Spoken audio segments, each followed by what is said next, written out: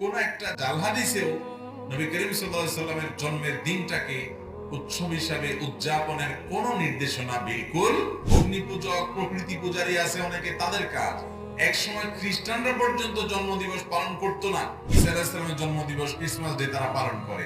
এদের দেখা দেখি মুসলমানরা চিন্তা করছে তাহলে আমরা আমাদের নবীর মহব্বত প্রকাশ করি। যারা করে তারা মহব্বতই করে।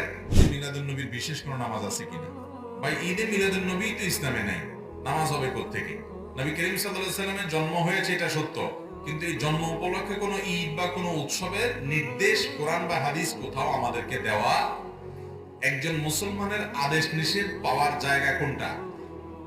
কোরআন এবং হাদিস।